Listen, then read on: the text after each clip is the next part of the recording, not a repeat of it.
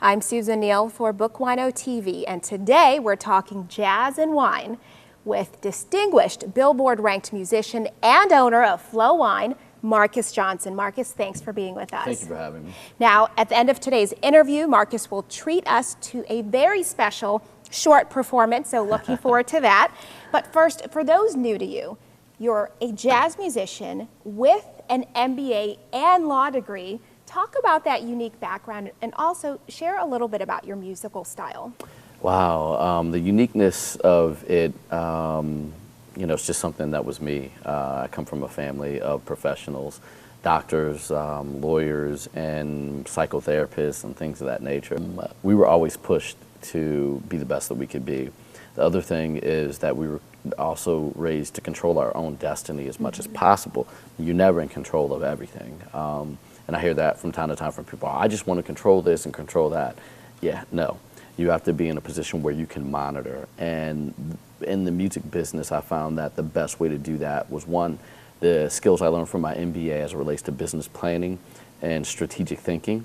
And then as it relates to the law degree, the idea of being able to analyze a situation from a legal perspective, plus that, say from the perspective of how one dreams. And for me, I can take my dreams, put it together in a business plan, and say, here are my goals and objectives, analytically, put it together, look at the numbers, put that together. Am I succeeding? Am I not? Where do I need to change? And I think a lot of people, will do business plans and budgets for work, but they won't do the budget for their life or the plan of their life. And it kind of accentuated the need for that and, to be able to protect myself in as many ways as possible. And talk about being an independent artist, the challenges of that, but also how it's played into your overall success. Being an independent artist is extremely difficult. Right now, being any kind of artist is difficult because back 20 years ago, say 15 years ago when I got started, you really had TV and radio. There was no internet. There was, but we really weren't on it. I remember my first email account at Georgetown University. It was like a great thing. And the technology started, let's say, moving in a way where you could produce your own records at home, which I did for my first one. And also the tools with which you could promote your music. But you still had to go through radio. So if you got radio airplay and you got some support at print and TV, that was the way you still had to do it. There was some early email marketing. I did a newsletter early, but you had traditional. Now you have a scenario where everything is defragmented and you have to be everywhere. Everything, you have 1,000 people in this group on Facebook, 1,000 people on this one, 20,000 on this. Yet in order to get to 30, you have to pull them all together. Right. The benefits of it are, the fact that it's a weekday morning. I was able to play with my daughter this morning before I left. And I'm here. I'm not, working somewhere else trying to get it done on an airplane. We set this up. My assistant, worked with you over a couple of weeks to get here. We have relationships, direct relationships with places like Bethesda Jazz and Blues, where we are right now, to be able to come in, promote our own events. And when you have those creative ideas, you don't have to pass it through a bureaucracy. But the autonomy of being able to implement the things that I think are where I'd like to go, the ability to create my own metrics with which I measure my success, and then the ability to say this isn't working or this is, and here's where I want to go, is a huge benefit of having the autonomy as an independent artist. The financing, which now you can, there's so much crowdfunding, different ways. It's getting fun. It's getting more fun, to be an independent. Very excited for it. Sounds very exciting. Yeah. And so I saw you perform a few weeks ago, and that's when I learned of your wine brand. So talk about Flo Wine, what it stands for, the inspiration behind it, and how a jazz musician found himself in the wine industry. It's really interesting. I was reading on my Sabbath day, my Sunday, and I'll do things like just go and sit on the side of the bathtub, turn on the shower, close the door, and everybody knows that's the don't mess with Marcus time. Right? Yeah, that's my time. And I'm reading a book called Mojo, and one of the things that it talked about was Bono. and how, again, being a different type of thinker, you could be a rock star, but only as other people view you, yet understand that what you do in life and what you are in your identity is something for you to define, if you so choose. A lot of people are running around here who are defined by what other people think about them. I agree. And I've always thought of myself as a businessman first, and then as a jazz musician. When I was reviewing, my materials, and it asked you, what's your identity? Why are you here? What brings you happiness? It's the idea of helping other people, using my talents and my skills and products to get people to the point right before they gave up. So my passion is in giving them the seeds of faith and a vision, and using products like Flo with an acronym for the love of. And then I thought further about it, and it's the idea of I'm in the lifestyle enhancement business. You add the wine as a lifestyle enhancement experience. So we're a brand of lifestyle enhancement products. I like that. And so Lifestyle enhancement. and so our number one target demo, as we reviewed it, was women. And with that, their number one alcoholic beverage of choice was wine. But with the wine side of things, I started reading articles about Crush Pad and, being able to white label the entire supply chain, logistics, the wine itself, but yet owning the intellectual property. There goes law school. That's why it's important, and really understanding how to protect your rights. And we had Flo. I had already trademarked it. And so we had a logo that was great. We had a couple of really interesting meetings. When I took my business partner, he was the head of sales at a Virginia winery, went to Napa where he was from, and was like, look, let's go talk to some of your old friends. We can do this on our own. And we were able to get production out there, and it's been going great ever since. And that's very inspiring. I will say, Flo Wines has a red blend, a Chardonnay, and you recently launched a new Moscato. Yes. Describe your wines, and also, how would you say those wines reflect your music? Wow. Reflecting the music, I'll start there. If you look at the bottles, we have them right here. Class, that's where you want to start, and smooth. The way we design the wines, and I take my hat off to Rob for us talking and saying, look, we want something that's approachable, yet respectable. You can't come into the marketplace with just sweet wine, make a bunch of money, and expect for people to give you, respect across the board.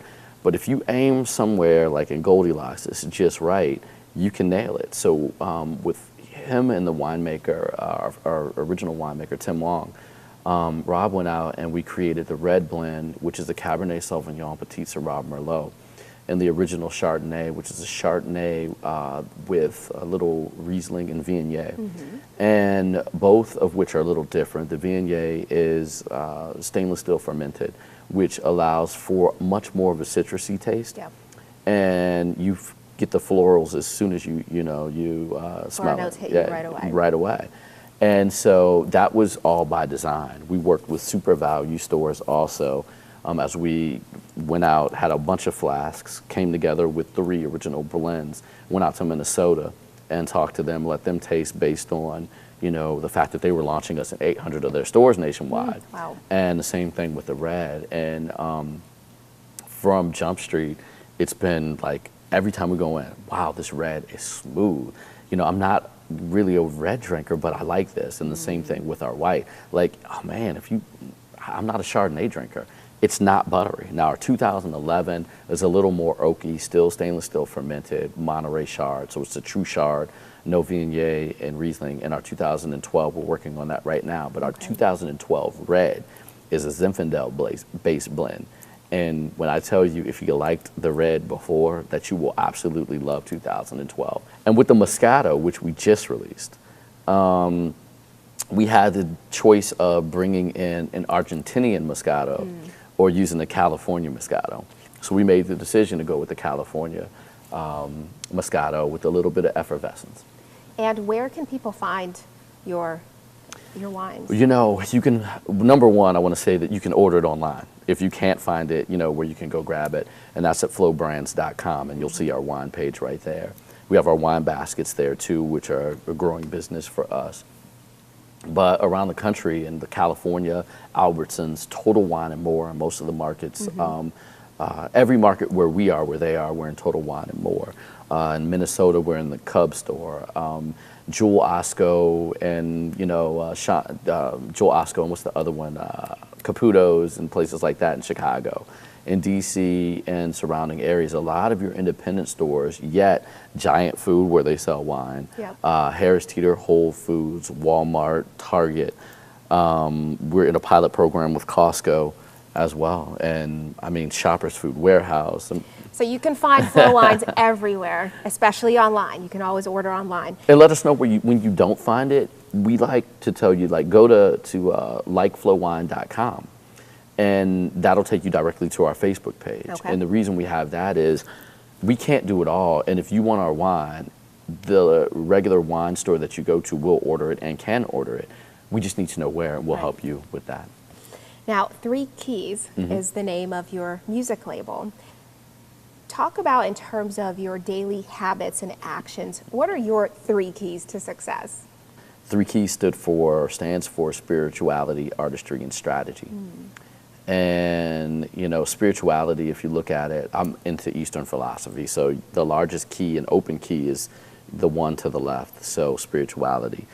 That kind of gives you the reason and rationale why you're here beyond what you know. I mean, you know, when I watch my daughter, who has had some complications after post-birth, and to watch how she's been able to grow fast through these and work through these issues fast. When I hear her say, uh-oh now, or she's waving, you know, at 10 months old, and, you know, this way, or now she knows how to do this, and you know, we can have conversations, although I don't know what she's saying, and she probably doesn't know what I'm saying. There's something else. You know, when you watch people out in a stage and they're going, you know, in a crowd, and they're going like this, I'm not physically reaching out 500 heads or 5,000 heads at a time and going like this, but something is. And I understand that that is a key component of the fact that my heart doesn't beat on its own, or it does beat on its own. I don't make it beat. My lungs don't, you know, I don't make them breathe. Seeing, tasting, touching, smelling, hearing, these are things that are beyond me. So when you wake up every morning thankful versus, well, I didn't get, and I got to get this, and I'm praying for what I don't have, versus I appreciate what I got. And you understand that the miracle happened when you awaken this morning. When you know that, then the rest, the artistry and the strategy, that's easy.